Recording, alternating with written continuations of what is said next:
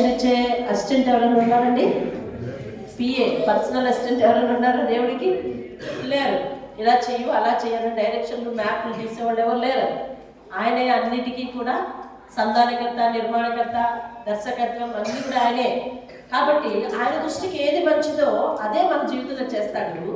ఆ మంచిది మనకు మంచిని తీసుకురావాలి, ఆశీర్వాదాన్ని తీసుకురావాలి, మేలుని తీసుకురావాలి, సంతోషాన్ని తీసుకురావాలి. దేవుని స్తోత్రం కావాలి.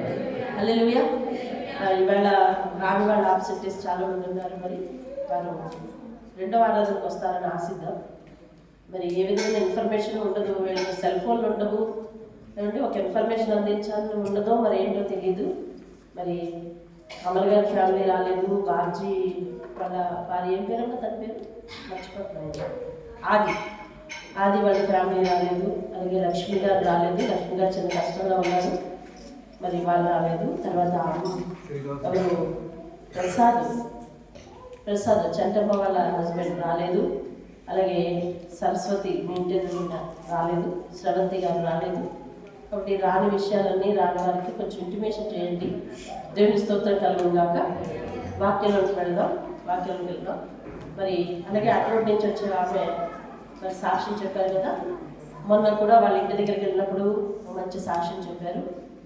మరి ఆమె వాళ్ళ ఇంటిని రక్షించుకున్న తీరు, ఒక ఇంటిలో ఒక స్త్రీ పట్టుదల కలిగి ప్రార్థన చేస్తే వాళ్ళ ఇంటిలో ఎన్ని శుభకార్యాలు, ఘనకార్యాలు, మార్పులు జరుగుతాయో ఆమె అన్నీ ఆ రోజు స్టేజ్ మీద ఉండి చెప్పలేకపోయింది. అయితే నాకు గుర్తున్నవి కొన్ని మీ ముందు ఉంచుతాను. వాళ్ళ ఆయన గారు ఇదే క్రిస్మస్ సీజన్ వచ్చినప్పుడు, ఇలాంటి పరిస్థితులు వచ్చినప్పుడు, ఇవి చర్చికి వెళ్ళే పరిస్థితిలోనూ దేవుని ఆరాధించాలి, ఇంట్లో ప్రార్థన పెట్టించుకోవాలనే పరిస్థితులు ఏముంటే వాళ్ళ ఆయన గారు లోకంలో విగ్రహారాధనలోనూ, ఆ సంబరాల్లోనూ, ఆ సాంప్రదాయాలను ఉండేవారంట. ఆమె ఎంతో బాధ కలిగి ఉండేది. అయినప్పటికీ దేవుడు రానున్న కాలంలో ఎట్లా మార్చాడు? ఇప్పుడు తనతో పాటు ప్రార్థన చేసేలాగా, తనకు బాగోకపోతే ప్రార్థన చేసే స్థితికి తనను మార్చాడు. ఇంటిలో భార్య భర్తలు ప్రార్థించేవారు అయ్యుండాలి, కలిసి నిర్ణయాలు తీసుకునేవారు అయ్యుండాలి. అలా ఏ కుటుంబం చేయదో ఆ కుటుంబం ఖచ్చితంగా పతనానికి దారితీస్తుంది. కాబట్టి కుటుంబ వ్యవస్థను దేవుడు బాగా ప్రేమించాడు. కాబట్టి కుటుంబంలో భార్యాభర్త కలిసి ప్రార్థించేవారు అయ్యుండాలి. దేవుని స్తోత్రం కలుగుతుంది. కాబట్టి మరి ఎన్నోసార్లు ఇంట్లో జరిగిన కొన్ని అనర్థాలకు ఆయన ప్రశ్నించేవాడంట. నువ్వు ప్రార్థన చేస్తున్నావు కదా, ఇంట్లో ఏం జరిగింది, నష్టం రాలేదా? నువ్వు ప్రార్థన చేస్తున్నావు కదా, ఇంట్లో ఎందుకు ఇలా జరగాలి అని ప్రశ్నించేవాడు. మరి ఏదైనా వ్యాపారంలో సెట్ అవ్వకపోయినా అట్లాగైనా, రవ్వా నేను నిన్ను అనుసరిస్తున్నాను, ఈ మాటలు పడుతున్నాను, ఎందుకు ఆయన అలా ప్రశ్నించాలి? మరి ఆయన మనసుకు ఎందుకు అలా తోపిస్తావు? నీ బలాన్ని, నీ యొక్క గొప్పతనాన్ని తనకు చూపించు ప్రభు అని ఆమె ప్రార్థన చేసేదంట. ఒంటరి పోరాటం చేసుకొచ్చింది ఎన్ని నాళ్ళు. అయితే మరి లోవరాజు ఆయన స్నేహితుడు కావడం వల్ల, కొన్నిసార్లు మన మందిరానికి తీసుకురావడం వల్ల, వాక్యం విని కొంచెం బలపడటం వల్ల, భార్య వెనక చర్చికి వెళ్ళాలి, ఏ ప్రాంతంలో ఉన్నా అని నిర్ణయించుకోవడం వల్ల, అలా ఇక్కడ విశ్వాసం అలాగ అంతకంతకు తన్ని రక్షణ దగ్గరికి నడిపింది. దేవుని స్తోత్రం. రక్షణ తీసుకున్నాడు అతను. ఆ తర్వాత మరి కొన్ని అనివార్య కారణాల వల్ల మళ్ళీ అక్కడ రోడ్డే వచ్చేయడం వలన ఇక్కడ వ్యాపారం చూసుకుంటూ మళ్ళా తిరిగి ఈ డ్యూటీకి మరి వారి కుటుంబం అంతా చేరడం జరిగింది. మన కుటుంబంతో పాటు కలిసి నివసిస్తున్నారు. వారి కొరకు కూడా ప్రార్థించారు. దేవుని స్తోత్రం. అలాగే నేను ముఖ్యంగా వాక్యంలోకి వెళ్ళిపోతున్నాను. మరి కుమార్తె చెప్పిన సాక్ష్యం, వాళ్ళందరూ కూడా చిన్నప్పటి నుంచి కూడా సండే స్కూల్లో ఉండేదిగారు. ఈరోజు వారి విశ్వాసంతో వారి జీవితాల్లో గొప్ప కార్యాలు చూడగలుగుతున్నారు. అదంతా ఎక్కడ నేర్చుకునే విశ్వాసం అంటే, ఇక్కడ చిన్నపిల్లలుగా ఉన్నప్పుడు సండే స్కూల్లో నేర్చుకున్న విశ్వాసం, దేవుని మీద ఆధారపడిన తీరు, వాక్యంలో ఎదిగిన తీరు. ఏమండి, దూరంగా వెళితేనే చర్చ యొక్క విలువ తెలుస్తుంది అని చెప్తుంది. అవునా? క్యాచ్ చేశారా పాయింట్? మీరు క్యాచ్ చేశారా? నేను ఇక్కడ సంభాషణలోనే ఉన్నాను కానీ ఆ విషయం నన్ను బాగా తాకింది. ఈరోజు మందిరం అంటే చాలా మందికి నిర్లక్ష్యం. వాకబుల్ డిస్టెన్స్లో ఉన్నా. ఇవాళ నేను ఒక దగ్గరికి చర్చికి వెళ్ళాను కదా, పక్కిల్లే, నేను వెళ్ళక వచ్చిందండి. సంభాషమ్మ, మరి నేనేమో 5 గంటలు చేసి నేను రెడీ అయ్యి వస్తే నువ్వు ఇంటి పక్కన ఉండి ఇప్పుడు వస్తే ఎలాగా? నేను చెప్పాను, ఆశీర్వాదానికి కొన్ని తాళపు చెవులు ఉంటాయి. ఆశీర్వాదానికి కొన్ని తాళపు చెవులు ఉంటాయి. ఆ తాళపు చెవుల్లో మొట్టమొదటి తాళపు చెవి ఏంటంటే, మందిరానికి క్రమంగా రావడం, సమయానికి రావడం. మందిరానికి క్రమంగా రావాలి, సమయానికి రావాలి. అదేనండి, మన దేవుడికి టైం ఇచ్చే స్థాయికి ఎవరూ చేరద్దు. నేను ఈ స్థానంలో ఉన్నా, రేపొద్దున వేరొకరు వచ్చి చెప్పినా, ఈ ప్రిన్సిపల్ మాత్రం మీరు గుర్తుపెట్టుకోండి, అది చిన్న తాళం చెవి. ఒకసారి దేవుడు మాట్లాడాడు చూడండి, పెద్ద భవంతి, పెద్ద ద్వారం. భవంతితో పోలిస్తే ద్వారం చాలా చిన్నది, ద్వారంతో పోలిస్తే దానికి వేసిన తాళం చిన్నది, తాళంతో పోలిస్తే తాళం చెవి చిన్నది. తాళం చెవి పోగొట్టుకుంటే అయిపోయింది. అందులోకి ఎంట్రన్స్ లేదు. ఎలాగైనా నేను బలవంతంగా చేస్తానంటే ఏదో ఒకటి పనులు కొట్టుకోవాలి, ఖచ్చితంగా ఏదో ఒక దానికి కోల్పోవాలి. తాళానైనా కోల్పోవాలి, ద్వారబంధాన్నైనా కోల్పోవాలి. మళ్ళీ దాన్ని రీమేక్ చేసుకొని రీసెట్ కావాలంటే చాలా టైం పడుతుంది. అదేంటండి, రీమేక్ చేసుకొని రీసెట్ కావాలంటే చాలా టైం పడుతుంది. మీలో చాలామందికి అర్థమవుతుంది కదా భాష, రీసెట్ చేయడం అంటే మళ్ళీ దాన్ని తిరిగి అమర్చుకోవడం అంటే చాలా సమయం పడుతుంది. సెల్ ఫోన్లో సైలెంట్ మోడ్లో ఏమండి. కాబట్టి ఆ చిన్న తాళం చెవులు ఎవరు పోగొట్టుకోకూడదు. ఆశీర్వాదం పొందటానికి అనేకమైన తాళం చెవులు ఉన్నాయి. అందులో మొట్టమొదటి తాళం చెవి ఏంటంటే సమయానికి రావడం, క్రమంగా రావడం అండి. దేవుడి స్తోత్రం కాదు. దేవుడికి సమయం ఇచ్చే స్థాయికి మీరు చేరుకోవద్దు. బలిపీఠం దగ్గర మీరు ఏ సమయం నిర్ణయించుకుంటుందో, మనం శుక్రవారం 7 గంటలకు నిర్ణయించుకున్నాం అంటే 7 గంటలకు ఆయన ఆత్మ 7 గంటల కంటే ముందే ఇక్కడ ఉంటుంది అనమాట. నువ్వు ఆయన సమయం తినకుండా ఎన్ని గంటలకు రావాలి? 7 గంటల కంటే ముందే రావాలి, లేదా 7 గంటలకు రావాలి. అప్పుడు ఆయన సమయాన్ని తిననట్టు, లేదంటే ఆయన సమయాన్ని మనం తినేస్తున్నట్టు అనమాట. కాబట్టి మనం ఆయన సమయాన్ని వినియోగించుకునే వారంగా ఉండద్దు. అది చాలా ప్రమాదకరం. అంటే ఆశీర్వాదం ఉన్నట్టే ఉంటుంది కానీ అసలు పెద్దగా అది హత్తుకునేంత మనసుకు హత్తుకునేంత ఆనందాన్ని ఇవ్వదు. కాబట్టి ఆ విషయాలు మనం పాటిద్దాం. దేవుని స్తోత్రం కలుగును గాక. మొదటి దినవృత్తాంతాల గ్రంథం ప్రార్థన చేస్తున్నాను. వాక్యంలో ఉంటాడు, మహోన్నతులైన దేవుడు, సర్వశక్తివంతుడు, సర్వాధికారి. ఈ దిన వాక్య భాగంతో నిన్ను నన్ను ఆయన దీవించి ఆశీర్వదించి మీ నామానికి, ఆయన నామానికి మహిమ తెచ్చుకొని మనల్ని అందరినీ ఆత్మీయ స్థితిలో ఆయనకు నచ్చిన విధానంలో ఉంచును గాక. ఆమేన్. దేవుని స్తోత్రం కలుగును. హల్లెలూయా. ఇందాక అనుకున్నట్టుగా దేవుడు ఎన్నడూ కూడా తనకు నచ్చిందే చేస్తాడు. ఏం చేస్తాడు? ఆయనకి ఇష్టమైనదే. నచ్చింది అంటే మరొక భాషలో కొంచెం మామూలుగా రూపుదిద్ది చెప్పండి, తనకు ఇష్టమైనది. ఇంకొంచెం మేకప్ చేస్తే దాన్ని తన చిత్తమే, అంతే, తన చిత్తమే జరిగిస్తాడు. ఏమండి? తన చిత్తమే జరిగిస్తాడు. ఓ భక్తుడు అంటున్నాడు, యెహోవా తన దృష్టికి ఏది ఇష్టమో అదే చేయనుగాక అంటున్నాడు. చూడండి, ఆ సందర్భాన్ని వెతుకుదాం. వారు ఎలా ఉన్నారు, ఎలా అని ఆ విషయాన్ని పలకగలిగారు, వారికి ఏం జరిగింది చివరికి చూద్దాం. మొదటి దినవృత్తాంతాలు 19వ అధ్యాయము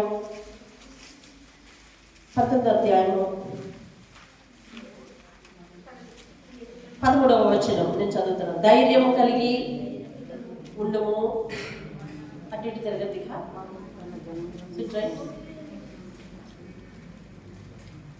ధైర్యము కలిగి ఉండుము, మనము మన జనుల నిమిత్తము, మన దేవుని పట్టణముల నిమిత్తము ధీరత్వం చూపుదుము.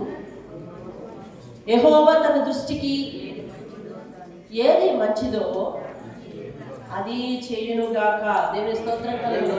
హల్లెలూయా, హల్లెలూయా. దేవుడు ఈ వాక్య భాగాన్ని దీవించి మనందరి వెనికిడిలో ఆశీర్వదించునుగాక. దేవుని స్తోత్రం కలుగును. మందిరంలో నడిచేటప్పుడు, మందిరంలో ఉండేటప్పుడు సౌండ్ డిస్టర్బెన్స్ లేకుండా చూడండి. మగవాడిని, మరి ముఖ్యంగా ఆడవాడు అండి, పిల్లల విషయంలోనే కానీ పెద్దల విషయంలో కానీ ఎవరైనా సౌండ్ డిస్టర్బెన్స్ లేకుండా చూడండి. అలాగే ఎలా సిద్ధపడి రావాలో కొంచెం ఆలోచించండి. మీరు తెలివైన వారు కదా. సరే వినండి, యోవాబు మాట్లాడుతున్నాడు. ఏమనంటే, అయ్యా మనం ధైర్యంగా యుద్ధం చేద్దాం, ధైర్యంగా ఉందాం. దేవుడు తనకి ఏది ఇష్టమైతే అదే చేస్తాడు. మనం గెలుపు కొరకు టెన్షన్ పడుతున్నాం కదా. ఎందుకు, ఏం జరిగింది, ఏమయ్యింది, ఎవరు తరపున ఇతను యుద్ధానికి వెళ్ళాడు, అసలు ఈ యోవాబు ఎవరు చూద్దాం. యోవాబు ఎవరు? 18వ అధ్యాయం 14వ వచనం చూడండి. 18వ అధ్యాయం 15వ వచనం. సెరూయా కుమారుడైన యోవాబు సైన్యాధిపతి అయి ఉండెను. ఎవరికి సైన్యాధిపతి? 14వ వచనం చదువుకున్నాం. ఈ ప్రకారము దావీదు ఇశ్రాయేలీయులందరి మీదను రాజు ఉండి తన జనులందరికీ నీతి న్యాయంలో జరిగించెను. దావీదు. అతని సైన్యాధిపతి ఎవరు? యోవాబు. సైన్యాధిపతి అంటే ఏం జరిగిస్తాడు? యుద్ధములు జరిగిస్తాడు. రాజ్యంలో రాజు తరపున యుద్ధములు జరిగిస్తాడు. అసలు ఎందుకు వీరి జీవితంలోకి యుద్ధం వచ్చింది? వీరెందుకు యుద్ధానికి వెళ్ళవలసి వచ్చింది అంటే చూద్దాం. చూడండి, 17వ అధ్యాయంలోకి వెళ్దాం. 17వ అధ్యాయం 18వ వచనాన్ని నేను చదువుతున్నాను. చూడండి, 18వ వచనము నేను చదువుతున్నాను. జాగ్రత్తగా వాక్యాలు పట్టుకొని వచ్చేయండి, మనం చాలా దూరం వెళ్ళాలి.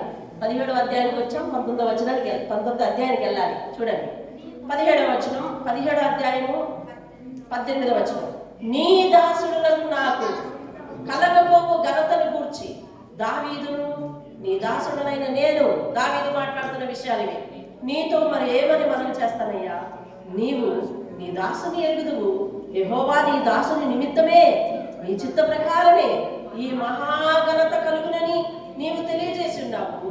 అతని నిమిత్తమే నీవు ఈ గొప్ప కార్యములు చేసి ఉన్నావు. యెహోవా మేము చెవులతో వినినదంతయు నిజము, నీ వంటి వాడు ఎవరు లేడు. 27వ వచనం. ఇప్పుడు నీ దాసుని సంతతి నిత్యము నీ సన్నిధిని ఉండునట్లుగా దానిని ఆశీర్వదింపను అనుగ్రహించి ఉన్నావు.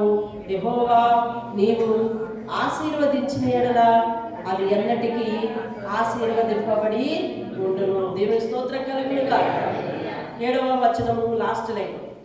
7వ వచనము లాస్ట్ లైన్. 17వ అధ్యాయమే 7వ వచనం లాస్ట్ లైన్. గొర్రెల వెంబడి తిరుగుచున్న నిన్ను గొర్రెల దొడ్డి నుండి తీసుకుని నీవు వెళ్ళిన చోటనల్లా నీకు తోడుగా ఉండి నిన్ను ద్వేషించిన వారిని నీ ముందర నిర్మూలము చేయక నిర్మూలము చేసి దేవుని స్తోత్రం కలిగి. మొదట 17వ అధ్యాయంలో మొదటి వచనాలన్నీ దేవుడు దావీదుతో మాట్లాడాడు. దేవుని స్తోత్రం కలిగి.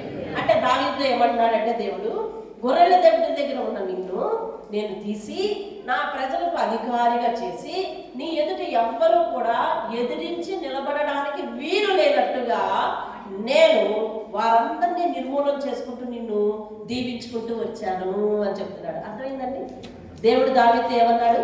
గొర్రెల దగ్గర ఉన్న నిన్ను మహారాజును చేసి నా ప్రజలను ఏలునట్లుగా చేసి నీ ఎదుట ఎవ్వరూ కూడా నీకు ఎదురు నిలబడడానికి లేకుండా నేను నిర్మూలన చేసుకుంటూ నిన్ను గెలిపించుకుంటూ వచ్చాను అని అంటే దావీదు అంటున్నాడు, అయ్యా నువ్వు ఆశీర్వదిస్తే అది ఎన్నటికీ ఆశీర్వదించబడే ఉంటది. దేవుని స్తోత్రం కలిగిన దేవుడు అన్ని మాటలు మాట్లాడిన దానికి దావీదు ఎంతగా కృతజ్ఞతలు చెల్లిస్తున్నాడంటే 15వ వచనం నుంచి కింద వరకు కూడా కృతజ్ఞతలు చెల్లించి, అయ్యా నిజమే కదా, నీ దాసుని హెచ్చిస్తానన్నావు, హెచ్చించావు, నీ దాసుని దీవిస్తానన్నావు, దీవించావు, నువ్వు పలికినట్టుగా నీ చిత్తానుసారంగానే నన్ను దీవించావయ్యా, నీ వాగ్దానం నా విషయంలో నెరవేరిందయ్యా, నువ్వు ఆశీర్వదిస్తే నిత్యము నా కుటుంబం కూడా నీ సన్నిధిలో ఉన్నట్టు చెయ్యయ్యా, నువ్వు ఆశీర్వదిస్తే నేనే కాదు నా కుటుంబం కూడా నిత్యము ఆశీర్వదింపబడే ఉంటాం. హల్లెలూయా. కృతజ్ఞతలు చక్కగా చెప్పాడు కదండి, అవునా? చెప్పడం లేదా? అయ్యా నువ్వు ఆశీర్వదిస్తేనే అయ్యింది, నువ్వు చేస్తేనే అయ్యింది, నువ్వు ఇస్తేనే అయ్యింది, నువ్వు దయచేస్తేనే వచ్చింది,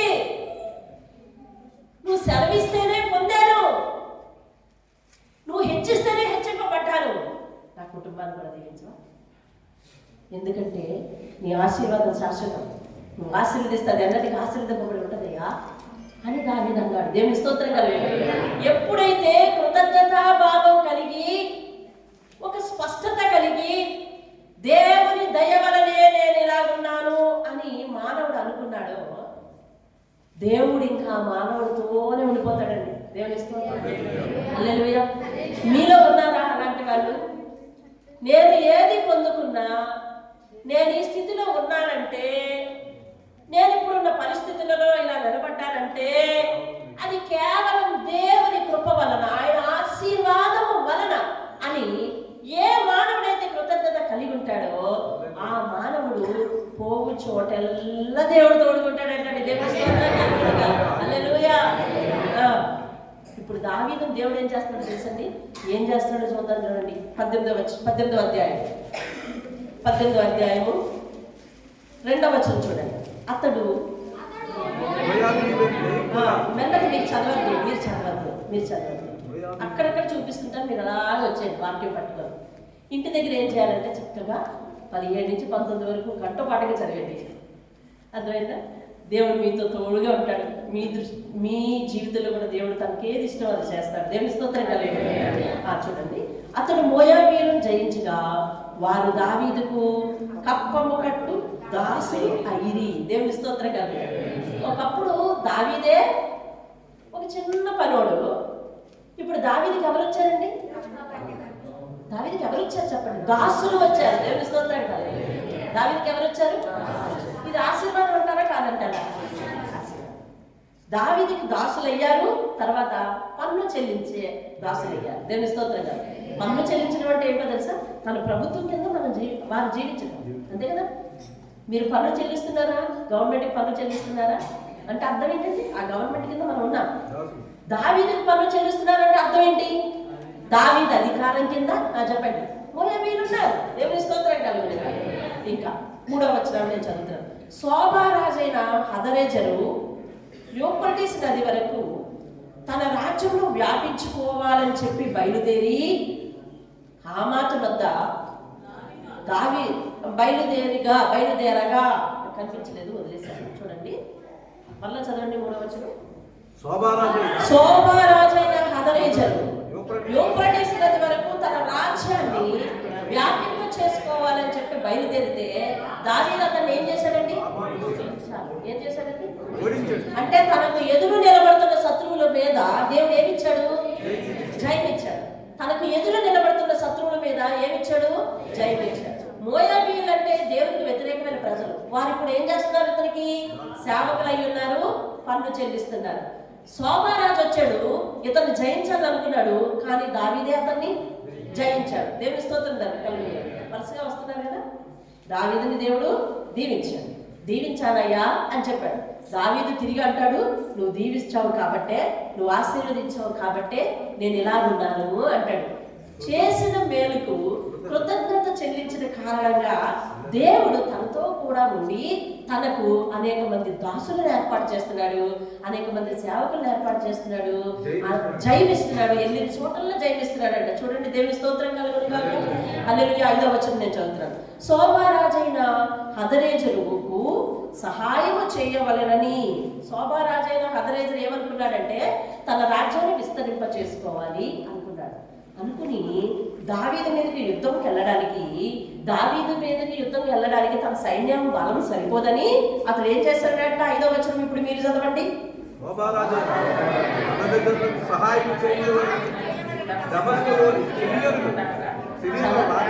చాలు. దమస్కులోని సిరియల్ని ఎవరు సహాయం తెచ్చుకున్నాడు? శోభారాజు. ఎందుకు తెచ్చుకున్నాడు? దావీదు మీద జయం పొందాలని. ఇప్పుడు దావీదు హదరేజరుని ఏం చేశాడు? జయం చేశాడు. సిరియల్ని ఏం చేశాడు తెలుసా? సిరియల్ని ఏం చేశాడు? ఇంచుమించు 20,000 మందిని చంపేసి మిగిలిన వారిని తన వశం చేసుకున్నాడు. దేవుని స్తోత్రం కలుగును. హల్లెలూయా. చూడండి 22,000 మందిని హతం చేశాడు. తరువాత దావీదు సిరియా సంబంధమైన దమస్కులో కావలి సైన్యమును ఉంచాడు. సిరియన్లో దావీదుకు కప్పము కట్టు సేవకులయ్యింది. దేవుని స్తోత్రం చెప్పండి. ఇందాక మోయాబీయులు ఏమయ్యారండి? రాసులయ్యారు. ఏది? కప్పము కట్టేది రాసులయ్యారు. శోభారాజు మీద దావీదుకి ఏమొచ్చింది చెప్పండి? జయం వచ్చింది. మీరు మర్చిపోకూడదు. శోభారాజు అనే హదరేజరు మీద దావీదుకి ఏమొచ్చింది? జయం వచ్చింది. హదరేజరు దావీదును జయించాలని ఎవరు సహాయం పొందాడు? సిరియన్ల సహాయం. ఇప్పుడు సిరియన్లు కూడా దావీదు జయించాడు. జయించిన తర్వాత వారు కూడా ఎక్కడొచ్చి నివసిస్తున్నారు? దావీదు ప్రభుత్వం కింద నివసిస్తూ దావీదుకి ఏం చెల్లిస్తున్నారండి? కప్పము చెల్లించే సేవకులు అవుతున్నారండి. దేవుని స్తోత్రం. ఇవన్నీ ఎవరి జీవితంలో మేలు చేస్తున్నాడు? దేవుడు దావీదు జీవితంలో మేలు చేస్తున్నాడు. చూడండి దావీదు జీవితంలో అలా మేలు చేస్తున్నందుకు దావీదు ఎలా జీవిస్తున్నాడో చూడండి. ఇందులోనే 7వ వచనం. మరియు హదరేజరు సేవకుల దగ్గర పట్టుకుని ఉన్న బంగారు డాళ్లను దావీదు తీసుకుని ఎక్కడికి చేర్చాడండి? యెరూషలేము అంటే ఏంటి? దేవుని పట్టణం. దేవుని యొక్క గుడి యెరూషలేములో ఉంది కదా. దేవుని మందిరానికి చేర్చేశాడు. అతను పట్టుకున్న బంగారు డాళ్లన్నింటినీ తీసుకుని యుద్ధంలో తనకు దొరికిన బంగారు డాళ్లన్నింటినీ తీసుకుని, బంగారం దొరికింది అంటే ఎవరైనా ఎక్కడ పెట్టాలండి? తీసుకెళ్ళి చెప్పండి. బంగారు డాళ్ళు అండి అవి ఇంట్లో పెట్లో పట్టాం. బంగారు డాలు డాల్ అంటే యుద్ధానికి కవచంగా పట్టుకుంటారు కదా, అది పెట్టిలో పెడితే పట్టదు. ఎక్కడ పెట్టుకోవాలి? ఇంట్లో పెట్టుకోవాలి. ఇతను తీసుకొచ్చి ఎక్కడ పెడుతున్నాడు? దేవుని మీద. ఒక డాల్ కాదు, డాళ్ళని తీసుకొచ్చి ఎక్కడ తీసుకొచ్చాడంట చెప్పండి. యెరూషలేములోనికి చేర్చాడు. దేవుని స్తోత్రం. ఎప్పుడైతే దావీదు రాజు హదరేజరు మీద జయం పొందాడో, హదరేజరు మీద వేరే వాళ్ళకి శత్రుత్వం ఉంది. అది చూడండి, 7-10 చదివితే మీకు తెలుస్తుంది. హదరేజరును తోహుకును విరోధం కలిగి ఉండేది కనుక రాజైన దావీదు హదరేజరుతో యుద్ధం చేసి అతన్ని ఓడించినందుకై దావీదు యొక్క క్షేమము తెలుసుకున్నటకు, అతనితో శుభవచనం పలుకుటకు బంగారంతోను వెండితోను ఇత్తడితోను చేయబడిన సకల విధమైన పాత్రలనిచ్చి తోహు తన కుమారుడైన హదోరమును అతని యొద్దకు పంపెను. ఈ వస్తువులను కూడా రాజైన దావీదు తాను ఎదోమీయుల వద్ద నుండి, మోయాబీయుల వద్ద నుండి, అమ్మోనీయుల వద్ద నుండి, ఫిలిష్తీయుల వద్ద నుండి, అమానీయుల వద్ద నుండి తీసుకున్న వెండి బంగారంతో పాటుగా. ఎందుకు ఇదంతా చదివిస్తున్నాను అర్థమైందా? దేవుడేమో నేల నుండి తీసి దావీదుని దీవించడమా, దావీదేమో దేవునికి కృతజ్ఞత కలిగి ఉండడమా, దావీదికి దేవుడు తోడుగా ఉండడమా? ఈ వరస ఎలా వస్తుందో తెలుసా? ఒక మేలు జరిగింది. చెప్పండి. దావీదు సరెండర్ అయ్యాడు, సాగిల పడ్డాడు. ఎప్పుడైతే సాగిల పడిన విధానం చూసి దేవుడు ఏం చేస్తాడు తెలుసా? దావీదుకి దగ్గరగా జీవిస్తున్నాడు. దేవుని స్తోత్రం. నువ్వు ఎక్కడికైనా వెళ్ళు, నీతో పాటు నేను వస్తా. నువ్వు ఎక్కడికైనా వెళ్ళు, నీ మీద ఎవ్వరు నిలవకుండా నేను అడ్డుకుంటా అంటున్నాడు. దేవుడి స్తోత్రం కదా. అమ్మనీతో గొడవడానికి వెళ్తే అక్కడ చేయవచ్చు, శోభారాజు ఇతని మీదకి వచ్చేస్తే అక్కడ చేయవచ్చు. అతను బలం సరిపోతుంది, ఇంకోళ్ళు ఎత్తుకొని వచ్చేస్తే వాళ్ళ మీద జయమిచ్చేసాడు. యుద్ధంలో దొరికిన ప్రతి విలువైన వస్తువుని దావీదు దేవుని మందిరానికి చేర్చేస్తున్నాడు. మీకు అర్థమవుతుంది ఈ సీక్వెన్స్? మానవుడికి దేవుడు మేలు చేస్తున్నాడు, మేలుకి తగినట్టు కృతజ్ఞత కలిగి ఉంటున్నాడు. దేవుడు ఇచ్చే ప్రతి ప్రతిఫలాన్ని మళ్ళీ మందిరానికి చేరుస్తున్నాడు. హల్లెలూయా. దావీదు వర్ధిల్లాడు అంటే ఉత్తినే వర్ధిల్లలేదండి. దావీదు జీవితంలో చిన్న మేలు చేసినా దావీదు దానికి కృతజ్ఞత కలిగి ఉన్నాడు. కృతజ్ఞతకు తగ్గ వెల ఇచ్చాడు దేవుని మందిరానికి. దేవుని స్తోత్రం. అయ్యా, ఈ జయము నాకు ఇచ్చావంటే ఈ సంపద వద్దు, నీదే. నువ్వు గెలిపిస్తున్నావు, నువ్వు నిలబెడుతున్నావు, నువ్వు నా కార్యాలు చేస్తున్నావు అని తనకు కలిగిన సంపదనంతా ఎక్కడికి చేస్తున్నాడు? దేవుని దేవుని స్తోత్రం కలిగి. హల్లెలూయా. సిరియన్ చేతిలో ఉన్న బంగారం డాలన్నింటినీ తీసుకొని ఎక్కడికి తీసుకొచ్చాడు? హదరేజరు మీద గెలిచాడు. గెలిస్తే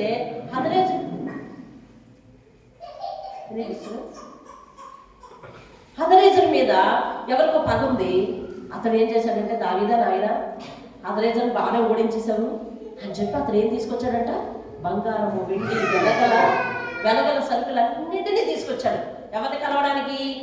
దావీదు. అర్థమవుతుందండి? దావీదుని కలవడానికి తీసుకొచ్చాడు. తీసుకొచ్చి అతని క్షేమ సమాచారం కనుక్కొని అతనికి అప్పళ్ళన్నీ, కానుకలన్నీ ఇచ్చేశాడు. ఎందుకంటే తన శత్రువుని ఇతడు కొట్టాడని చెప్పి, తన శత్రువుని ఇతడు జయించాడని చెప్పి ఇచ్చేస్తే ఆ వస్తువులన్నిటినీ, మరియు అతడు ఎందరి మంది మీద గెలుపు పొందాడు చూడండి. 11వ వచనం.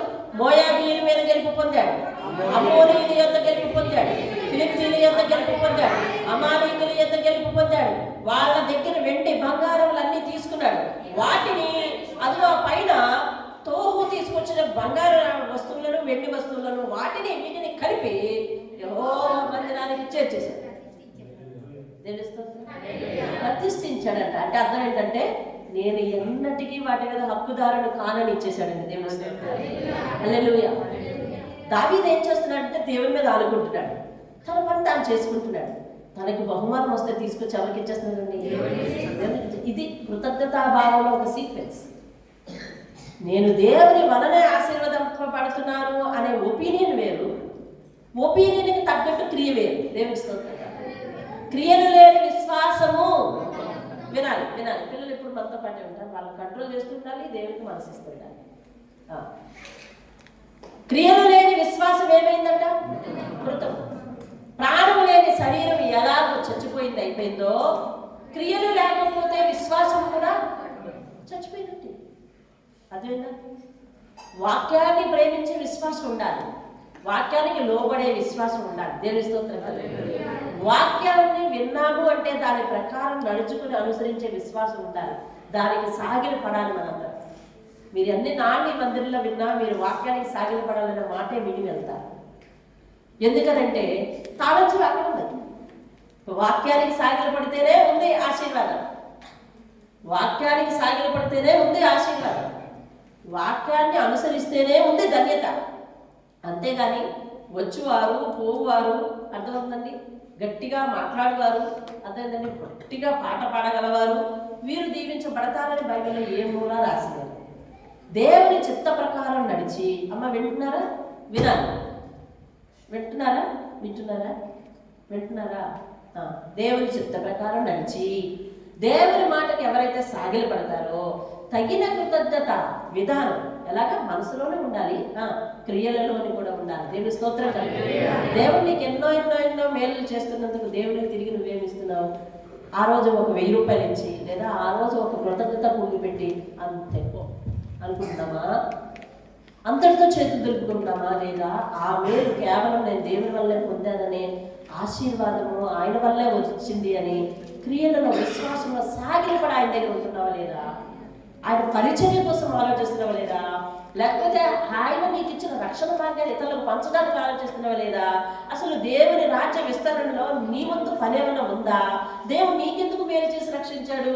నీలాగా అనేక మంది మేలు పొందుతున్నట్లను, నీలాగా అనేక మంది రక్షణ పొందుతున్నట్లను ఒక్క ఆత్మనైనా దేవునికి అప్పగించిన పనిలో నువ్వు ఉంటామని కదా లోకం నుంచి ప్రత్యేకపరిచి నిన్ను.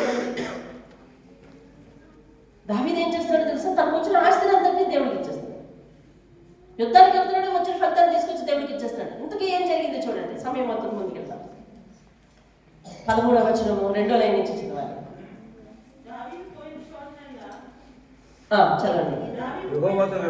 దావీదు పోయిన చోటనెల్లా యెహోవా అతన్ని 6వ వచనం 2వ లైన్ చదవండి. 6వ వచనం 2వ లైన్ నుంచి సిరియనీయులు ఎక్కడ వచ్చారండి? ఎక్కడ చదివారు? సిరియన్లు దావీదుకు కప్పం కట్టు సేవకులైరి ఈ ప్రకారం దావీదు పోయిన చోటనెల్లా యెహోవా అతనికి సహాయం చేయుచు వచ్చాను. 13వ వచనంలో లాస్ట్ లైన్, దావీదు పోయిన చోటనెల్లా యెహోవా అతనిని రక్షించను. దేవుని స్తోత్రం. పోయిన చోటనెల్లా ఎక్కడికి వెళ్తుంటే అక్కడ దేవుడు అతనికి ఏం చేస్తున్నాడంటండి? సహాయం చేస్తున్నాడు. దేవుడు ఆయనకి ఏం చేస్తున్నాడంటే తోడుగా ఉన్నాడంట. దావీదు తెచ్చిన సంపాదన ఎవరికి కృతజ్ఞత చెల్లిస్తున్నాడండి? దావీదు దేవునికి కృతజ్ఞత చెల్లిస్తున్నాడు. నాకేం వద్దు నాయన, ఇందులో నాకు రాజు చేసావు అంతే చాలు, నాకు అదనంగా నువ్వేమిస్తున్నావు అది నేను నీకు ఇస్తున్నానని చెప్పి దావీదు దేవునికి కృతజ్ఞత తీర్చుకున్నాడు. అక్కడేమో మాటల్లో చెప్పాడు. ఎక్కడ 17వ అధ్యాయం లాస్ట్ లో ఏమన్నాడంటే, నువ్వు ఆశీర్వదిస్తే గట్టిగా ఆశీర్వదింపబడే ఉంటుంది. అందుకే నాలాంటి ఆశీర్వదించావు, ఇదిగో ఇలా వచ్చి కూర్చున్నాను. అలాంటి నువ్వు ఆశీర్వదిస్తే అది అందరికీ ఆశీర్వాదమేనయ్యా, అందుకని నా కుటుంబాన్ని కూడా ఆశీర్వదించద్దు అని దేవుడు దావీదుని అడుగుతున్నాడు. దేవుని స్తోత్రం కలుగును గాక. హల్లెలూయా. ఇది ఇలా ఉంటుండగా దావీదు ఎప్పుడో అరణ్యంలో ఉన్నప్పుడు, ఇప్పుడు మహారాజా సింహాసనం మీదకి వచ్చినాడు. ఇప్పుడు దావీదు ఏమవుతున్నాడు చెప్పండి? అంతకంతకు చెప్పాలి, అంతకంతకు వర్ధిల్లుతున్నాడు. దావీదుకి దేవుడు ఎలా ఉన్నాడండి? సహాయకుడుగా, దావీదుకి ఎక్కడికి వెళ్ళినా దావీదుకి దేవుడు ఏమిస్తున్నాడండి? తోడై ఉంటున్నాడు, విజయాన్ని ఇస్తున్నాడు. ఇప్పుడు దావీదు తిరిగి ఏమన్నా ఉందా అండి? లేదు. దావీదు తిరిగి ఏమన్నా ఉందా? లేదు. జాగ్రత్తగా వినాలి. దావీదు తిరిగి ఏమన్నా ఉందా? లేదు. దావీదు తిరుగులేదు. దేవుడే నా పక్షమున ఉండగా నాకు విరోధి ఎవడు అంటాడు ఇప్పుడు దావీదు కదా. అలాంటి వ్యక్తి హృదయంలో సర్వసాధారణంగా గర్వం చోటు చేసుకోవాలి. కానీ దావీదు ఎలా ఉన్నాడో తెలుసా? దయ కలిగి ఉన్నాడండి. దేవుని కృతజ్ఞత ఓకే, దేవుని మీద కృతజ్ఞత కలిగి ఉన్నాడు. దేవునికి వీరికి అటాచ్మెంట్ బాగుంది. దేవునికి ఈయనకి అటాచ్మెంట్ బాగుంది. ఆలోచించండి. ఇక్కడ విశ్వాస జీవితం అంటే ఏంటి? క్రైస్తవ జీవితం అంటే ఏంటంటే దేవునికి నీకు అటాచ్మెంట్ సరిపోవాలి, నీకు సంఘానికి అటాచ్మెంట్ సరిపోవాలి, నీకు లోకానికి కూడా అటాచ్మెంట్ పవిత్రంగా ఉండాలి. అర్థమవుతుందండి? దేవుడు ఒకే మాట ఒకేసారి ఒకలాగే మాట్లాడాడు. ఒక మాటను పట్టుకుని నీ జీవితంలో అనేక ఆత్మీయ పాటలు నేర్పిస్తాడు. ఒక మాటను పట్టుకుని నువ్వు పట్టుకోవాలి, గ్రహించాలి. అర్థమవుతుందా? దావీదుకి దేవునికి అటాచ్మెంట్ బాగుంది, కృతజ్ఞత కలిగి ఉంటున్నాడు, దేవుడితో తోడుగా ఉంటున్నాడు. వచ్చిన ప్రతిఫలాన్నంతటినీ దావీదు దేవునికి ఇస్తున్నాడు. పోవు చూడగల దేవుడు అతనికి తోడు.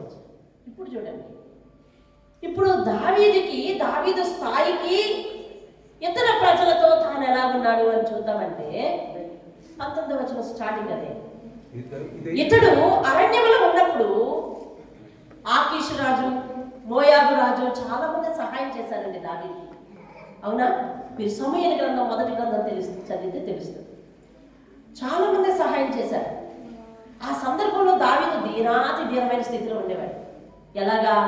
అరణ్యంలో తలదాచుకుంది. కొన్నిసార్లు ఆహారానికి కూడా ఉండేది కాదు. ఆ ఉండకే కదా నాబాల దగ్గరికి ఆహార పదార్థాలు పంపించాడా? కబురు పంపించాడా లేదా?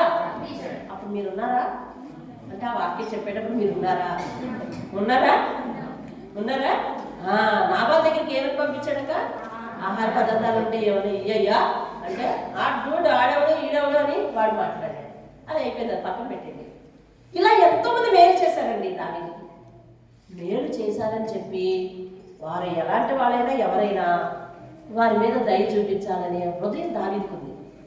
మోయాబీల రాజు అంట, అతని పేరు ఏం పేరు అంటే నాహాష్ అంట. 19వ అధ్యాయం మొదట్లోనే ఉంటాడు చూడండి, నాహాష్. అతడు చనిపోయాడు. అతడు చనిపోతే తన కుమారుడు హానూను అని ఉన్నాడు. హామాను కాదు, హానూను. అయితే ఇప్పుడు తండ్రి చనిపోయిన బాధలో ఎవరున్నారు?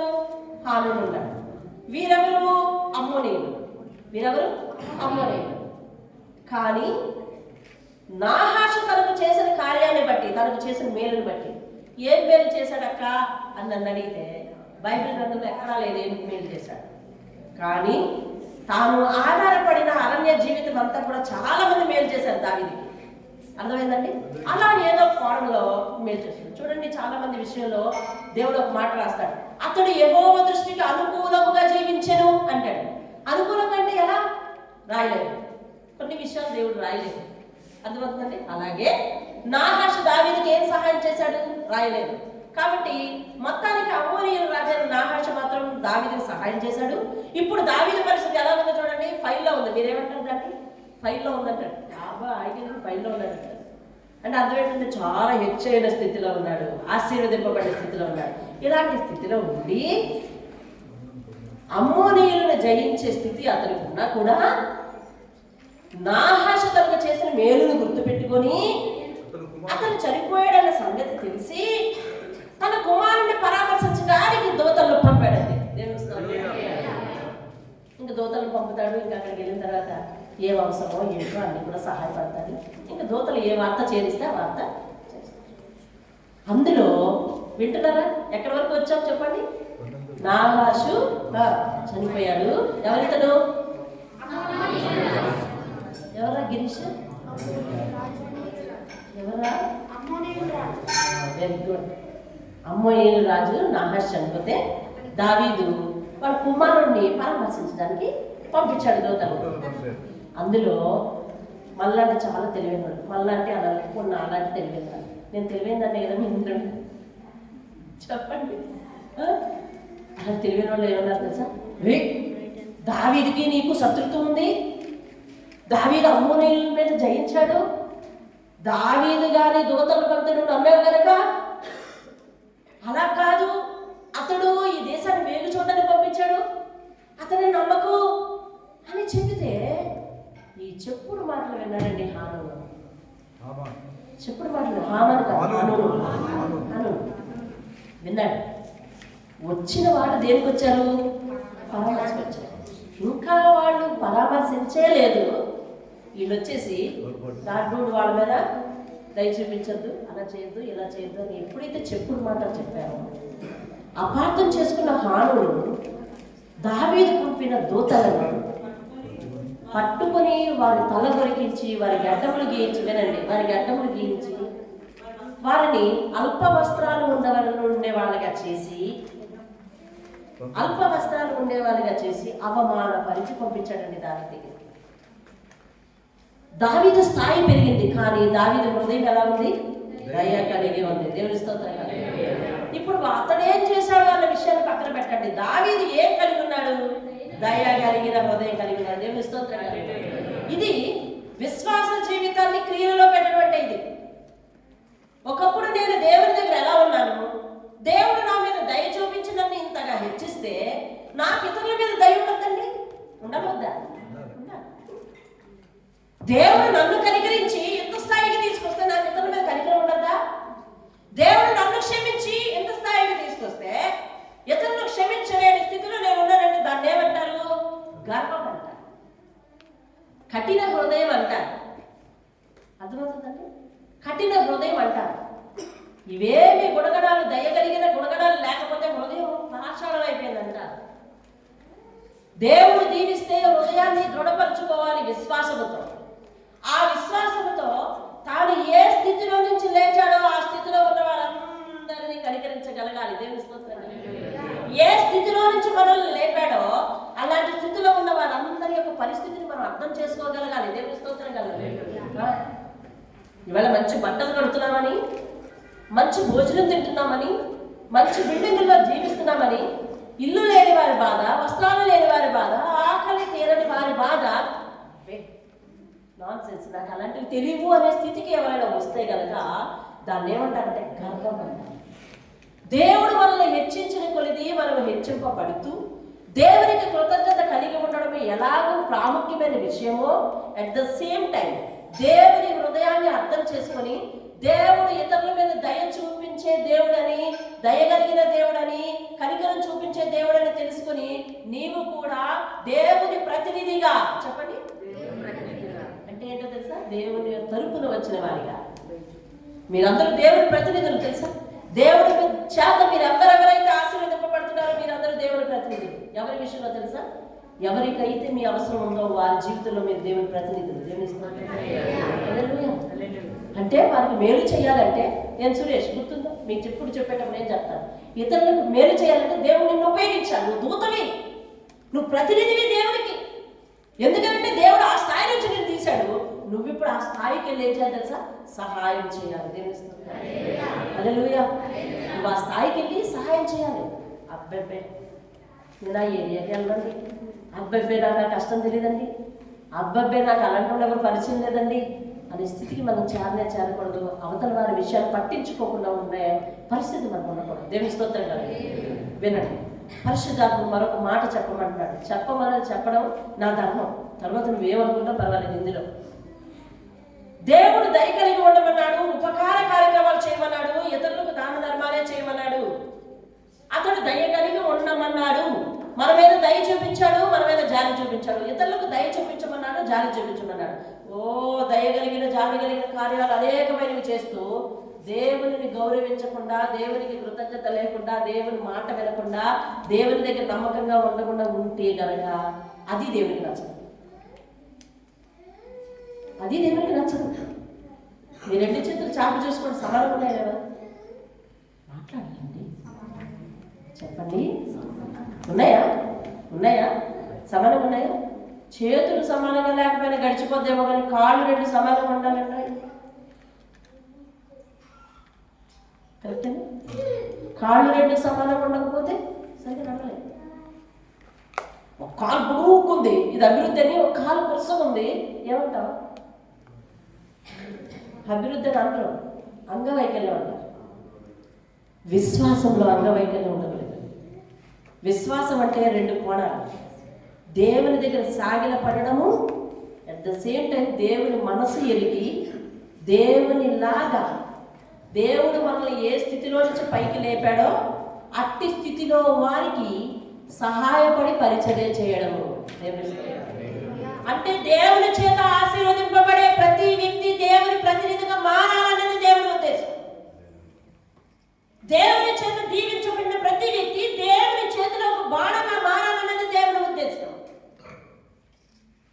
దేవుని చేత తలాంతులు పొందుకున్నావు, దేవుని చేత కన్నీరు తొడవబడ్డావు, దేవుని చేత ఆకలి తీర్చబడ్డావు. దొరికిందంతా దాచుకుంటాను, లేకపోతే నేను ఎవరి మీద కనికరం లేదు అని నేనన్నా నువ్వన్నా నాకు ఒకే పేరు, నీకు ఒకే పేరు, విశ్వాసఘాతకం. అది దేవుడు చెప్తున్నాడు, విశ్వాసం కలిగి ఉండాలి, దేవుని వాక్యానికి లోబడాలి, దేవునికి వినాలి వినాలి వినాలి వినాలి వినాలి. పోయింది, పోవలసినంత పోయింది. అర్థమైందా? మీకు ముందుగానే మత్తుగా ఉందని అనిపిస్తే ఖచ్చితంగా లేచి నిలబడండి. వాక్యాన్ని పోగొట్టుకోవద్దు. మళ్ళా 10 నిమిషాలు దాటితే నేను ఇక్కడ ఉండను, మీరు వినరు, మళ్ళా ఆదివారమే. అర్థమవుతుందా? ఎందుకంటే మీరు చాలామంది ఆదివారాన్ని కమిటీ అయ్యారు. ఆ కమిటీ అయినందుకు మీకు వందనాలు. మిగిలిన ప్రార్థనలు రాకపోయినా పర్లేదు కదా, రావాలి, అన్ని ప్రార్థనలకి రావాలి. ఏమండి, నేను మీ దగ్గర అతిశయంగా చెప్పట్లేదు. మంచం మీద పేషెంట్ లాంటి కుమారుని పెట్టుకుని వాళ్ళు రెగ్యులర్గా ప్రార్థనలకు వస్తారు. అలాగే ఆ చివరి నుంచి బండి లేదు, ఏమీ లేదండి, ఆ చివరి నుంచి నడిచి వస్తుందండి కొత్తపేట లక్ష్మి. ఆ చివరి నుంచి నడిచి ప్రతి ప్రార్థనకు వస్తుంది. రాత్రి కూడా ప్రార్థనలకు వస్తుందండి. మీలో కొంతమంది దేవుడు ఆశీర్వదించిన తర్వాత ఏమంటారంటే బండి లేదండి అందుకే రాలేదంటున్నారు. పోలేండి, దేవుడు మీకు బండి ఇచ్చిన తర్వాత రావాలి, మీకు బండి ఇవ్వాలని నేను ప్రార్థన చేస్తాను. మీరు రావడం కావాలనుకుంటే దేవుని స్తోత్రం. వినండి, దయ కలిగి ఉండటం అనేది దేవుని ప్రతినిధిగా పనిచేయటం అనేది విశ్వాసాన్ని క్రియలలో చూపించడం. దేవుని స్తోత్రం కదా. చెప్పండి, ఇప్పుడు దావీదుకి 2 లక్షణాలు ఉన్నాయి. ఒకటి, దేవుని దగ్గర కృతజ్ఞత కలిగి సాగిల పట్టడము ఉంది. చెప్పండి, ఇతరుల మీద దయ చూపించడం కూడా ఉంది. కష్టంలో ఉన్న వారి మీద ప్రత్యేకంగా దావీదు ఏం చేస్తాడంటే దయ చూపిస్తాడు. దేవుని స్తోత్రం కలిగిన ఇప్పుడు చూపించిన దయకు ప్రతిగా హానును ఏం చేశాడండి? హాని తలబెట్టాడు. వెంటనే వీళ్ళు వచ్చి దావీదుకి చెప్పారు. దావీదు అన్నాడు, బోలే సరేలే, నేను యోవాబును పంపిస్తాను, మీరు రికవర్ అయ్యే వరకు రెస్ట్ తీసుకోండి అని చెప్పి వాళ్ళందరినీ రెస్ట్ తీసుకోమన్నాడు. రెస్ట్ తీసుకుని యోవాబును పిలిచాడు. యోవాబు ఎవరు? దావీదు యొక్క సరే. యోవాబు మనోడు సంగతి ఏంటో కొంచెం చూసిరా, నేను అవసరం లేదు, అతను బలాన్ని నువ్వైతే సరిపోతావని చెప్పి ఎవరిని పంపించాడండి? యువరాజు ఎవరిని పంపించాడు? సైన్యాధిపతిని పంపించాడు. దేవుని స్తోత్రంగా పంపించాడు. పంపించేసరికి అక్కడికి అర్థం ఏంటి తెలుసా? హానూనుకి అర్థమైపోయింది దావీదు ఖచ్చితంగా యుద్ధానికి వస్తాడని చెప్పి. హానూనుకి అర్థమైపోయింది దావీదు ఖచ్చితంగా యుద్ధానికి వచ్చేస్తాడని చెప్పి. అతను ఏం చేశాడంటే మళ్ళీ సిరియల్నే హెల్ప్ తీసుకుని దగ్గరికి రప్పించుకుని, మీలో దారుఢ్యమైన రాజులందరూ కూడా బయట పొలంలో ఉండండి, మిగిలిన వారందరూ మేము కోటలో ఉంటాము, దావీదు ఎవరిని పంపిస్తారని అక్కడికక్కడ నరికేద్దామని సెలవెట్టుకున్నారు. అర్థమైందండి? అర్థమైందా? యోవాబు బయలుదేరిన వెంటనే హానూను ఇంటికి చేరిన వెంటనే యోవాబు సీన్ అర్థమైపోయింది. ఏమని? వీళ్ళు అమ్మోనీయులు కాదు, వీళ్ళు ఎవరినో హెల్ప్ తెచ్చుకున్నాడు మా మీద. అర్థమవుతుందండి? అర్థమవుతుందా? మా మీద హెల్ప్ తెచ్చుకోండి. మీరు ఇది మీ ఇంటి దగ్గర మళ్ళీ ఒకసారి చెప్పుకోండి, గుర్తుంటుంది. చాలా అద్భుతమైన ఘట్టాలు, దేవుడు చేసిన మేలులు, అద్భుతమైన ఘట్టాలు ఉన్నాయండి బైబిల్లో. ఇది చదివిన సారి ఏమనిపిస్తుంది తెలుసా? అన్నట్టు ఇన్నిసార్లు చదివాను, ఇది ఎక్కడ ఉన్నప్పుడు అనిపిస్తుంది నాకు. ఇన్నిసార్లు చదివాను, ఇది ఎక్కడ ఉన్నప్పుడు అనిపిస్తుంది నాకు. అర్థమైందా? దేవుని స్తోత్రం కలుగుతాను. సర్లే నాయన ఎక్కడుంటే కానీ ఇప్పుడు వాక్యానికి నాకు ఇచ్చినావు అని కళ్ళగద్దుకుని ఆ వాక్యాన్ని పట్టుకొని జాగ్రత్తగా పొందుపరుచుకుని మీ దగ్గరికి వస్తాను. దేవుని స్తోత్రం కలుగుతాను. యోవాబుకి అర్థమైపోయిందండి. అర్థమైపోయి యోవాబు ఏం మాట్లాడుతున్నాడు చూడండి. 11వ వచనం, 19-11. కడమ జనులను 10వ వచనం నుంచి నేను చదువుతానే, 10వ వచనం నేను చదువుతాను. తాను 2 సైన్యముల మధ్యను చిక్కుబడి ఉండుట చూచి, అంటే వాళ్ళు అక్కడ ఉన్నారు, వీళ్ళు లోపల ఉన్నారు. యోవాబు ఇప్పుడు మధ్యలోకి వచ్చాడు. అర్థమైందా? ఇప్పుడు యోవాబు స్పాంటేనియస్గా ఎలా ఆలోచిస్తున్నాడో చూడండి. తాను 2 సైన్యముల మధ్యన చిక్కుబడి ఉండుట చూచి యోవాబు ఇశ్రాయేలీయులను శ్రేష్ఠులలో పరాక్రమశాలులను ఏర్పరచుకొని సిరియన్లకు ఎదురుగా వారిని పంక్తులు తీర్చి కడమ జనులను అమ్మోనీయులకు ఎదురుగా నిలబెట్టి తన సహోదరుడైన అభిషేక్కి అప్పగించి ఇట్లా, నేను తమ్ముడా, సిరియన్ల బలములకు నేను నిలవలేకపోతే ఎడల నువ్వు నాకు సహాయం చేయి, అమ్మోనీయుల బలముకు నువ్వు నిలవలేకపోతే నేను నీకు వచ్చి సహాయం చేస్తాను, ధైర్యం కలిగి ఉండు, మనము మన జనుల నిమిత్తము మన దేవుని పట్టణముల నిమిత్తము దీనత్వం చూపుదాం. యెహోవా తన దృష్టికి ఏది మంచిదో. ఈ మాటలు ఎవరు పలుకుతున్నారండి? యెహోవా ఎవరు? దావీదు విశ్వాసం అతని సేవకుల్లో చూడండి. దావీదు విశ్వాసం అతని సేవకుల్లో చూడండి. ఇతనుకున్న ధైర్యం ఏంటో తెలుసా? యోబాబుకున్న ధైర్యం ఏంటో తెలుసా? దావీదుకు దేవుడు తోడై ఉన్నాడు. దావీదు తరపున నేను యుద్ధం చేయడానికి వచ్చాను. దావీదు దేవుడు ఏది మంచిదో అని చేస్తాడు. దావీదు దేవుడు అన్యాయానికి గురైన మన మీద న్యాయమే చేస్తాడు. పోనీ అతనికి ఏది మంచిదైతే అది చేస్తాడు, మంచే చేస్తాడు అనే ధీమాతో మాట్లాడుతున్నాడు. దేవుని స్తోత్రం. ఇలా అంటున్నప్పుడు యోబాబు మనసులో మంచి చేస్తాడనుందా, చెడు చేస్తాడనుందా? అందరూ ఆన్సర్ చేయాలి. ముగిస్తున్నాను నేను. మంచి చేస్తాడనుందా, చెడు చేస్తాడనుందా? ఎందుకు మంచి చేస్తాడనుంది? తన యజమాని ఏం చేశాడు? మంచి చేశాడు. తన యజమాని ఏం చేశాడు? మంచి చేశాడు. దేవుని దగ్గర ఎలా ఉన్నాడు? కృతజ్ఞత కలిగి ఉన్నాడు. దేవుని దగ్గర ఎలా ఉన్నాడు? సాగిలపడి ఉన్నాడు. దేవుని దగ్గర ఎలా ఉన్నాడు? నమ్మకంగా ఉన్నాడు. దేవుని దగ్గర ఎలా ఉన్నాడు? విశ్వాసాన్ని చూపించే స్థితిలో ఉన్నాడు. దేవుని గుణ లక్షణాలు ఇతరుల మీద చూపించే స్థితిలో ఉన్నాడు. నీతి క్రియలన్నీ క్రమంగా జరిగిస్తున్నాడు. నా రాజు జరిగించినప్పుడు నా దేవుడు నా రాజుకి ఎలా తోడై ఉంటాడో సేవకునైన నాకు అలాగే తోడై ఉంటాడు. అతను దృష్టికి ఏది మంచిది అదే చేస్తాడు. ఖచ్చితంగా మంచి చేస్తాడు. దేవుని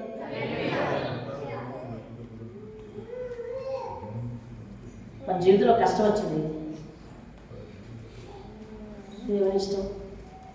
అతను మంచిగా చేస్తే మంచిగా చేయని, చెడే చేస్తే చెడే చేయని అని అనుకుంటున్నప్పుడు రెండో వైపు నుంచి గుండె నుంచి స్పందన ఏమి రావాలి తెలుసా? నువ్వు మంచి చేసావా చెడు చేసావా అది రావాలి. మంచి చేస్తే దేవుని దగ్గర ధైర్యంగా నిలబడతావు. అందుకే కదా దేవుని యొక్క ఆత్మీయ పాఠాలన్నీ నీకోసమే కదా. నువ్వు మంచిగా జీవిస్తే దేవుడు నీ జీవితం ఏం చేస్తాడు? మంచి చేస్తాడు. నువ్వు మంచిగా జీవిస్తే నీ జీవితంలో దేవుడు ఏం చేస్తాడు? అంతా మంచి చేస్తాడు. దేవుడు మంచి చేయవాడు కాబట్టి నువ్వు మంచి చేస్తూ పోతే నీ జీవితంలో మంచి అనేది దేవుని. హల్లెలూయా. ఒక పేదవాని డబ్బుల విషయంలో నమ్మకం ఉండాలండి. పేదవాని కష్టాల విషయంలో దయ చూపించేవాడిగా ఉండాలండి. ఒకరి కష్టాలు నీకేమైనా చెప్పుకున్నాడు అంటే గనక వాటి విషయంలో భారం కలిగి నా కష్టమే అని ఏం చేయలేమనుకోండి, కనీసం బాధ్యత కలిగి ప్రార్థన చేసేవాడిగా కూడా ఉండాలి. ఏదైనా ఏ రూపంలోనైనా నువ్వు దేవుని ప్రతినిధిగా పనిచేయాలి. ఎలా పనిచేయాలి? దేవుని ప్రతినిధిగా పనిచేయాలి. దేవుని స్తోత్రం. హల్లెలూయా. ప్రకటన గ్రంథంలో ఒక అద్భుతమైన సన్నివేశం ఉంది. మేము మొన్నే చదువుకున్నాం. మీరు ఎవరు రారు, పర్వాలేదు, మేము చదువుకుంటాం. ఒక దేవదూత మీద కాళ్ళ మీద యోహాను ఏం చేశాడు తెలుసా? ఆగిలి పడిపోయాడు. అప్పుడు దేవదూత అబ్బాయి ఎవరబ్బా దేవదూత అంటుంది అప్పుడు, యోహాను లే, నువ్వు నా కాళ్ళ మీద పడకూడదు, నువ్వు నాకు నమస్కరించకూడదు, నేను కూడా నీలాంటి వాడిని అంటుంది. ఎవరన్నారు ఈ మాట? సత్యబాబు ఎవరన్నారు? ఎవరితో అంటుంది? ఒక మనిషి అయిన యోహాన్తో అంటుంది. అతని పేరు యోహాన్. మనిషితో అంటుంది, నేను కూడా నీలాంటి వాడిని. యోహాను దేవుని దగ్గర ఎలా ఉంటాడు చెప్పండి? నమ్మకంగా ఉంటాడు, విశ్వాసంగా ఉంటాడు, ఆయన పరిచర్య ప్రాణంగా ఉంటాడు, ఆయన దూతగా పనిచేస్తాడు, ఆయన ప్రతినిధిగా పనిచేస్తాడు. అలాంటి వాడు నేను కూడా నీ వంటి వాడినే అని దూత అన్నది అంటే యోహాను ఎలాంటి వాడు? దేవదూత లాంటి వాడు. దేవుని స్తోత్రం కలిగి. హల్లెలూయా. యోహాను ఎలాంటి వాడండి? దేవదూత లాంటి వాడు. దేవుని స్తోత్రం కలిగి. హల్లెలూయా. యోహాను ఎలాంటి వాడు? దేవదూత లాంటి వాడు. నాకు ఇవన్నీ అడ్డు కట్టేశారు, ఏం కనిపించదు అక్కడ. నేను ఎలా చూసుకోవడం, ఇందులో చూసుకోవాలి. సరే, దేవదూత లాంటి వాడు, దేవుని దగ్గర నమ్మకంగా ఉండేవాడు దేవునికి ప్రతినిధి. దేవుని గుణలక్షణాలు కలిగి ఉండేవాడు దేవుని దూత. దేవుని దగ్గర నమ్మకంగా సాగిలపడేవాడు దేవుని ప్రతినిధి. అల్పులం మనుషులం మనము అనుకుంటున్నాం. మనం నిన్ను దేవుడు దూతగా వాడుకుంటాడో, ప్రతినిధిగా వాడుకుంటాడో, నిన్ను తన బాణంగా వాడుకుంటాడో ఉపయోగపడడానికి సిద్ధంగా ఉండాలి. ఉపయోగపడడానికి సిద్ధంగా ఉండాలి. దేవుడు ఆశీర్వదించాడు కదా, అప్పుడు ఎప్పుడో కాలు పట్టుకొని వేలు పట్టుకొని అలా నేను ఇప్పుడు అంత పటిష్టంగా ప్రార్థన చేయడానికి టైమే లేదు. అని అనుకుని దేవునికి వెన్ను చూపించే మాదిరి ఉండదు, దేవునికి టైం చూపించే మాదిరి ఉండద్దు, దేవుని దగ్గర వాచ్ ముందుకు దులిపే మాదిరి ఉండద్దు. ఏ స్థితిలో నుంచి వచ్చామో అది జ్ఞాపకం పెట్టుకోవాలి. ఆ స్థితిలో ఉన్న వారి మీద దయ కలిగి ఉండాలి, కరుణ కలిగి ఉండాలి, సహాయం చేయటకు మనస్సు కలిగి ఉండాలి. తెలుస్తుంది ఏం చేయటకు మనసు కలిగి ఉండాలండి? సహాయం చేయటకు మనసు కలిగి ఉండాలి. అందుకనే దేవుని వాక్యం ఏం చెప్తుంది? ఆతిథ్యం ఇచ్చుట్లో అలిసిపోవద్దని చెప్తుంది. ఆతిథ్యం ఇవ్వడానికంట అలిసిపోవద్దు అంటే చేయగలిగి ఏది చేయగలమో అది చెయ్యాలి. దేవుని స్తోత్రం. అంటే ఆ సమయంలో దేవుడు అవతల వారికి సహాయం చేయడానికి నిన్ను ఏర్పాటు చేసుకున్నాడు అన్నమాట. దేవుని స్తోత్రం కదా.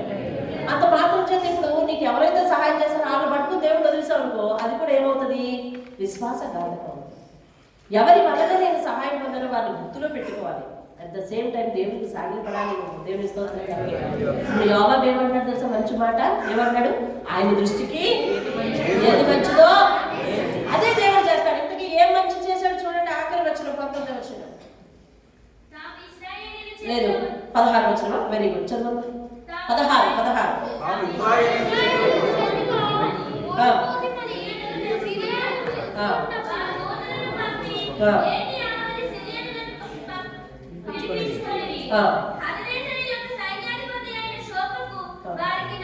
ఓకే 19 వచ్చిన చదివేయండి.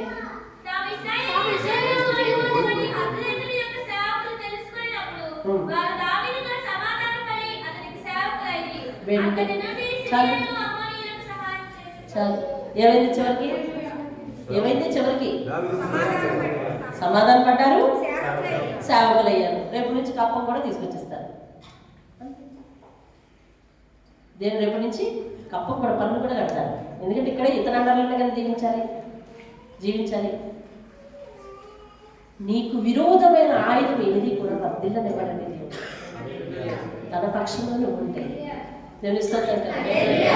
నీకు సహాయం చేయువాడు సదా ఆదుకొనువాడు ఆయనే. నీకు సహాయం చేయువాడు సదా ఆదుకొనువాడు ఆయనే. ఆధారము ఆదరణ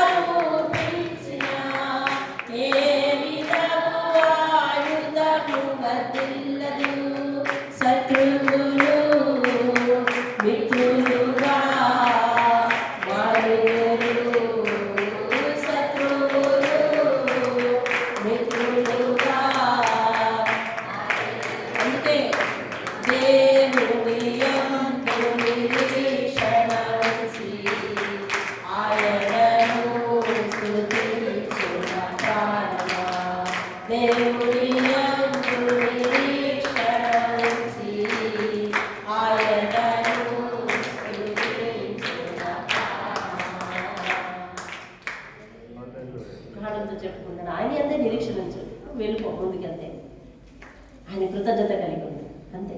దావీదుకున్న నిరీక్షణ ఎలాగొచ్చేసింది పనోడికి. ఎవరబడినాడు అతని దృష్టికి ఏది మంచిది అదే చేస్తాడు. మంచిగా చేశాడు. దేవుని స్తోత్రం కలిగి. ఎందుకని? మంచిగా జీవిస్తున్నారు కాబట్టి, కృతజ్ఞత కలిగి జీవిస్తున్నారు కాబట్టి, సాగిల పడుతున్నారు కాబట్టి, చేసిన మేలకు సాగిల పాటు ఉంది కాబట్టి. దేవుని స్తోత్రం కలిగి. ఏ స్థితి నుంచి లేవనెత్తబడ్డారో ఆ స్థితి గుర్తు పెట్టుకున్నారు కాబట్టి, వారికి సహాయం చేస్తున్నారు కాబట్టి, దేవుని ప్రతినిధిగా మారుతున్నారు కాబట్టి, దేవునికి తన జీవితంలో తన యొక్క సంపాదనలో తిరిగి దేవుని మందిరానికి సహాయం పంపిస్తున్నారు కాబట్టి, ఏది కూడా నాది అని అనుకోకుండా బ్రతుకుతున్నారు కాబట్టి దేవుడు వారి పక్షం నుండి వారికి మంచి చేస్తారు. మోకరించండి, ప్రార్థించండి. అలా నీకున్నావా? అతని దృష్టికి ఏది మంచిదో ఖచ్చితంగా మంచి చేస్తాడు. అది నీకు ఖచ్చితంగా మంచి అవుతుంది. యోవాబు దేవుని మీద ఆధారపడ్డాడు. అతని దృష్టికి ఏది మంచిదో అదే చేస్తాడని చివరికి మంచే చేశాడు. చివరికి అది దీవెనే అయింది. శత్రువులు మిత్రులుగా మారారు, సమాధాన పడ్డారు, సేవకులు అయ్యారు. దావీదును దేవుడు దీవించాడు దీవించాడు దీవించాడు అంటే ఆయన దగ్గర ఉన్న లక్షణాలు ఏంటి? దేవునికి సాగిల పడతాడు, కృతజ్ఞత కలిగి ఉంటాడు, ఏ స్థితి నుంచి వచ్చాడు లేదు ఆలోచిస్తాడు, అదే స్థితిలో ఉన్న వారికి సహాయపడతాడు, కష్టాల్లో ఉన్న వారిని పట్టించుకుంటాడు, బాధల్లో ఉన్న వారిని పట్టించుకుంటాడు. అలాగనే దేవుడు తనకి ఏదైనా సంపాదన ఇస్తే అందులో ఖచ్చితంగా నమ్మకంగా దేవునికి ఇచ్చుటలో ముందుంటాడు. అతను ఇది అది అని బేరసారాలు ఆడడు. అతడు సమస్తంలో నష్టంగా ఎంచుకుంటాడు. దేవునికి మందిరం కట్టే వరకు నేను పరుపు మీద పడుకొని కింద నేల మీద పడుకుంటానంటాడు. ఒక విచిత్రమైన సమర్పణ గుండా అతను నడుస్తాడు. అందుకని అతని సేవకులు కూడా ఏది ఇష్టమైతే అదే నడిచేస్తాడులే దేవుడు, మనం మాత్రం యుద్ధం చేద్దాం, ధైర్యంతో ఉంటామా? రేపటి నుంచి సంవత్సరాంతం ముగుస్తుంది, కొత్త సంవత్సరం వస్తుంది.